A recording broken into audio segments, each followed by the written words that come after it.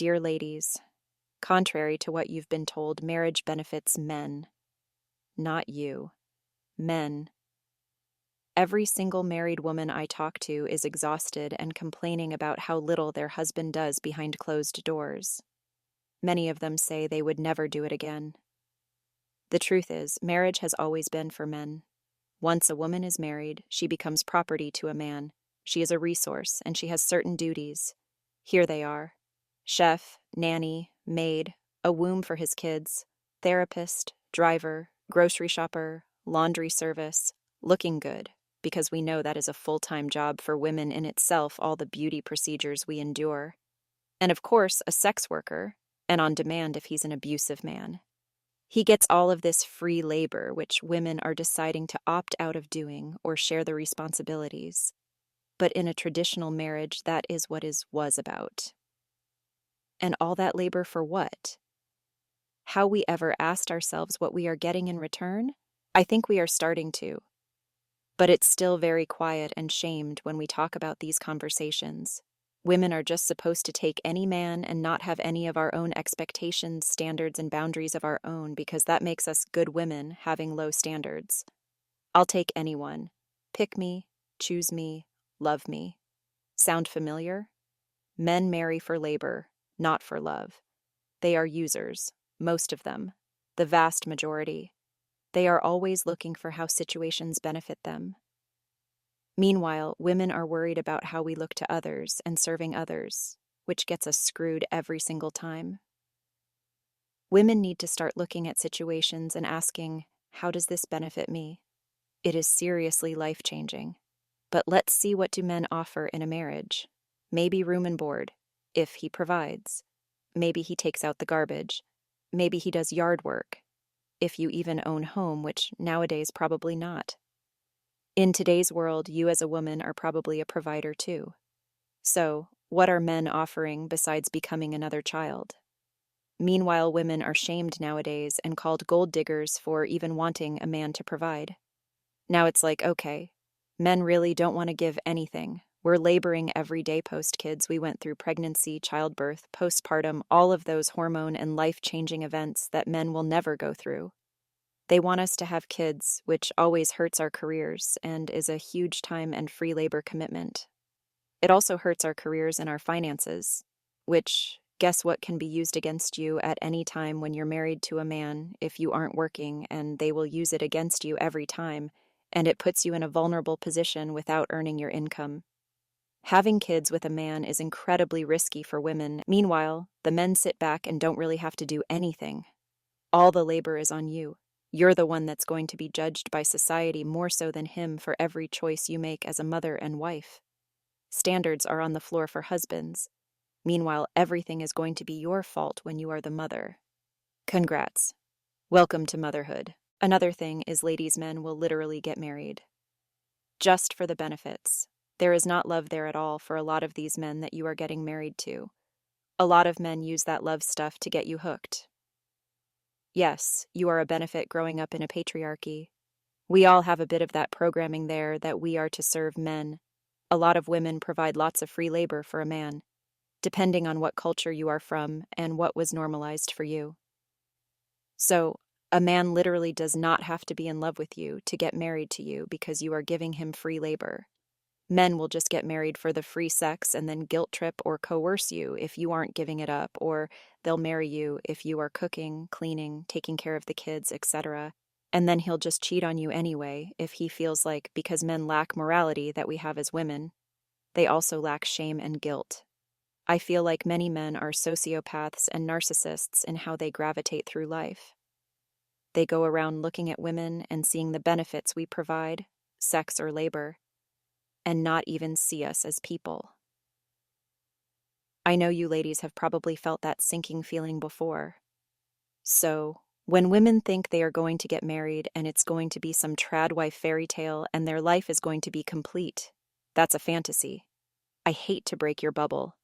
I figured this out the hard way, and I know many other women have to. In the beginning of relationships, men are willing to do the most for you and give you the most benefit. They'll pay for dates, even gifts sometimes, and as the relationship progresses, men have a tendency to do less and less. Meanwhile, you as a woman do more and more labor. Maybe in the beginning you were being treated like a queen, and especially after marriage when he thinks he got you, you are basically old news. See, a lot of men, once they think they got you on lock, they don't think they have to date you to try anymore. They think, well, you're married, my work here, it done. I don't have to do anything anymore, and I'm entitled to free sex nightly and all the free labor she provides. Sounds great for him, doesn't it? Well, it's hell for you. It is really heartbreaking that this is how men tend to act after marriage. But it is a truth that women don't tend to talk about because we as women always blame ourselves for it. It's not us, ladies. It's him. It's men and how they are being raised, the media they are watching, the way they are being programmed, which needs to change. But seriously, women, let's stop blaming ourselves. We are the prize, and if this is your husband, especially if it's even worse than this, and it's not just lack of appreciation, he escalates into abuse physically or emotionally or mentally, you do not deserve it. It is not your fault. You did not do anything wrong. He is a shit person. Men do not know how to be married and keep a marriage or long-term relationship, because guess what? That responsibility is all on women. So they don't know or care how to act unless you give them consequences for their actions. Men only respond to consequences. Just talking, they will tune it out. When people, especially Christians, say marriage is work, they mean that it's work for you, as a woman. The man is the king of the castle, and you serve him. Meanwhile, he does nothing. And then guess what? If anything goes wrong in your marriage, you as the woman are immediately blamed. If you become a single mom, that's your fault for picking wrong, for not being a good wife. No matter what we do, it's our fault. The blame is immediately placed on us. So, really, why do we even deal with them anymore when it's such a bad deal? I just don't want more women to learn this stuff the hard way because it is heartbreaking and it is sad. Men aren't wired to love and care for us the way they make them out to be in movies. Many of them lack empathy, especially for us women. They are really heartless and selfish.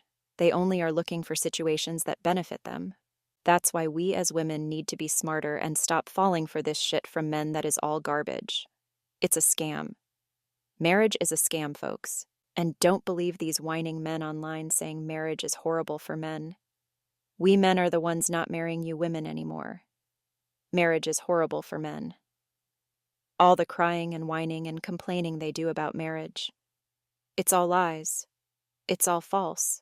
It's reverse psychology. They're trying to get us to think marriage benefits us and that we need marriage, and they're doing us a favor by marrying them, so we in turn can work hard to get them to marry us, and then work hard in the marriage serving them. It's all a scam.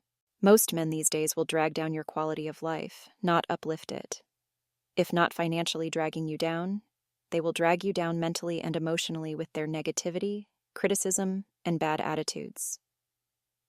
I don't know what it is about men, but they are usually so unpleasant to be around and quite miserable. They will drain the life force and soul out of you, and then get mad that you changed while he sucked you dry. Men will always claim that women divorce men and get married to just take their money, which is so insane. And also projection, because they are manipulative and deceptive creatures who only really care about money and power. So they think we operate on the same level as them when we don't. But let's actually look at those divorce numbers and what women are actually getting in divorce cases. The average child support payment is $430 per month. Huge money right there. Women are really making it out with the bag. That's literally just groceries right there. If you have kids, certainly not a lot of money to live on, and that's if the man even pay his child support. Men are notorious for not wanting to pay child support. They will quit their good jobs to even get out of child support payments. They think they have zero responsibility to the children they created, and meanwhile, they aren't shamed nearly as much as women, being the natural deadbeats they are. And if you give up your entire income and career for years and years for a man who ends up cheating on you and leaving you with absolutely nothing, you're screwed. You're in poverty. You're on the tradwife to food stamps pipeline now, and that is not a fun place to be. So, let's sum it up. Get married as a woman and you get more work, free labor, Less time for yourself, your hobbies, your interests, your ambitions, passions, and probably a useless deadbeat husband who isn't pulling his weight in the home domestically, and could also be dragging you down emotionally with his poor attitude. Men are the ones that need to change for there to be a marriage revival. But I don't see that happening with their attitudes. They are never the problem. They want to blame everything on women and make us change as usual. We're always the problem, so I expect to see more of a massive decline in marriage and more divorces as well. If men want to save their marriages, listen to women. It's really that simple, but many won't. What is also really concerning is all these men online yelling and screaming about no-fault divorce. They get so emotional and crazy about this issue, and you have to wonder why. It's insidious. She initiated the divorce and legal documents. I think she's entitled to nothing during these proceedings. And I think the problem is no-fault divorce. And I think we're not dealing with a traditional at-fault divorce. We're dealing with irreconcilable differences. And I think the real answer should have been that when problems arose, a judge told them both, STFU, you are in a marriage. It is a sacred covenant. You will not do X, Y, and Z. The problem I have with this is marriage has become dating. It's dating with like strings attached in the financial world after the fact. No. Don't get married if you don't want to get married. Okay. If you don't want to get into a position where you have to file for a divorce and hire lawyers for these reasons, then don't get married at all. And so the issue is not so much like in this argument I'm making, it's not to do with Hillary or Stephen specifically. It's about the fact that we live in this world where people get married and then go, you know what? It was a mistake. Because if you refuse to do wifely things, then I will go pick up the groceries. There is no groceries. I do have Steaks, wood pellets, my grill. I know it's an unreasonable request, but I'll go do it. How about you first? Hillary, how do you respect the man? Yes. How does a man respect? How does a man receive love and respect? No. How does a man respect? No, you're not taking the car. Stephen, you're not taking the car. Stephen, you are not. Then I will ask someone to pick me up. Would you like me to ask? Oh, that's right. It's not a threat, Stephen. Get an Uber. Okay, Stephen, I can't. Feeling some constraints? Stephen. Like, I can't Stephen. go. Listen to me. You want to walk out right now? Listen to me. I can't go to the gym. I can't go to my parents. I can't call my friends. I can't be home. You're going to take the car and leave me here. Hillary, just think of how boxed in you've made me. What do you need me to pick up? I'll get it. I'll be back when I'm back. No, that doesn't work either. You'll be back when you're back. That doesn't work either. Do you understand the difference between my life being set to the second and you going, I'll be back when I'm back? Stephen. The only way out of it is discipline and respect. It's the only way out of it, or we're at an impasse. We are at an impasse. Good. Because you can't have any discipline and respect. Stephen. There you go. You throw your hand, you give up so easily. I don't give up, Stephen. Hillary, Stephen? you give up so easily. I just said the only way out of this is discipline and respect. You said, then we're at an impasse. Stephen, no, we are at an impasse, okay? I love you, but Stephen, your abuse is sick. Your abuse Watch it. is sick. Watch it. Fucking watch it. I'm gonna let go. I'll get what you need me to get. And I need some space. We need to just stop engaging for a little bit, okay? I love you. I love you very much. I don't love you. That's the big problem. I've never received love from you. And the fact is, when I go, look, I need you to do A, B, C, and D, you just be disciplined about it, you go, no. But I love you more than life itself. Okay. Put on some gloves. No. But I love you more than life itself. That's not fair. That's not fair, and it's disingenuous. Hillary, you're right. We're at an impasse. Become someone, listen to me, day in and day out, worthy of a wife. No, not as a wife. I didn't say as a wife. Hillary, come on now. I'm not gonna engage. I'm not gonna engage anymore. I'm gonna go. I'll text me what you need. I'll get you what you need. I love you. I'm committed to you.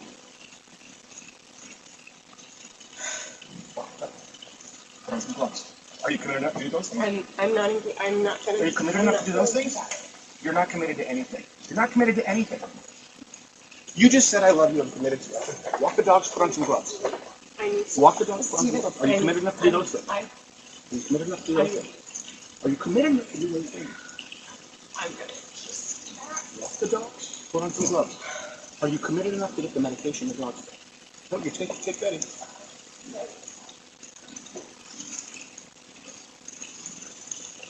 Whether she's entitled to as a woman and give up her job, it's an issue of Stephen has money, therefore they think he should pay. So there's an interesting phenomenon here that for some reason has emerged in this particular case, where you're seeing a lot of these traditional conservatives actually come out as full-on feminist as soon as it comes to the issue of divorce. I don't think it's feminist at all. If you want, But it literally if you is. want to incentivize traditional marriage, like you can't like put one party in a position where they get totally like ripped off in case of a divorce. You're correct, and the like, response is to not allow the divorce. feminist response is to say that all these women need to like store away money in case of a divorce. No, it isn't. Like in order to pay for it. Like the traditional response to how you fix marriage is divorce is not allowed. okay, but There's are rare circumstances where like a guy is threatening to murder and beating his wife and his kids, and infidelity is one of these things. These are people who I don't think those accusations are on the table. They're mostly just angry with each other and yelling at each other, and they're not getting along. That's where a judge comes in and says, "You are grown adults. You will behave appropriately. You have children. Those children need functioning parents. You will treat this relationship properly, get therapy, and at the very least, if you don't like being around each other, you will be professional." And you chose this covenant. We now as a society, this is why it is absolutely a feminist position to say we should allow for divorce over irreconcilable differences. But like, what are you advocating for? For them to like live in the same house when they don't like each other? Like, yes, that's crazy. I think that then don't get married.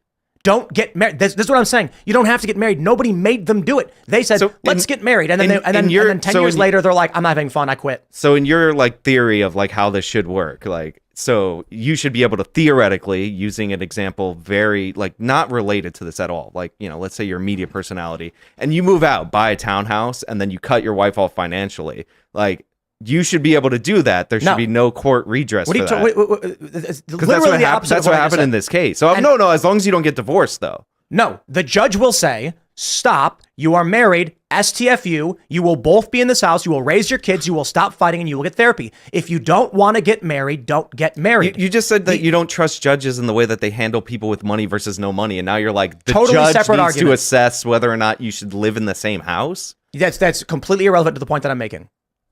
Okay, so let's talk about if you don't want to get married, you don't get married. Instead, the progressive, feminist, and liberal response has been, let's weaken the institution of marriage. And I'm like, whoa, leave marriage as it is. People just don't have to get married. Like, people need to understand. And part of me, I'm kind of glad we're seeing all this, because when you see the shocking reality of divorce, many people realize like, there's a problem here. Maybe I shouldn't get married. Maybe you shouldn't. If you get married and you swear an oath till death do us part, I do not believe you should be allowed to get divorced unless except in extreme circumstances. Like traditionally what it used to be was infidelity, abuse, criminal activity, things like this. With the issue, with the Crowders, yes, I very much believe a family court judge should say, the problem here is two people who don't get along. Be adults, grow up, shut your mouths, do not fight in front of the kids. That's it. Okay, so let me, because I mean, like that's like an ideal like perception of what should be, but like let's say that meets your parameters for something that you can get divorced over, okay? But you have a traditional like abuse and stuff. Yeah. Well, like not this case, but like let's say a theoretical beating case. his wife. Yeah, something like that. So in that particular case, like let's say one of the people is same situation, makes all the income, the other person gave up their job 10 years ago. Like, should they be able to run up the costs and like when the other person can't afford an attorney, be frozen out of the estate, even though that estate in Texas law is a joint estate? It's not a singular scenario. In the instance of, say, abuse, a woman shows up to the police covered in blood with teeth missing, and then they go, okay, we're arresting the guy. Now the guy's not working. But I'm saying if you eventually file for divorce in that kind of situation, like how should the attorneys be paid for? In a situation of like a woman is being mercilessly beaten. Yeah, like an abuse situation that meets your criteria for divorce, right?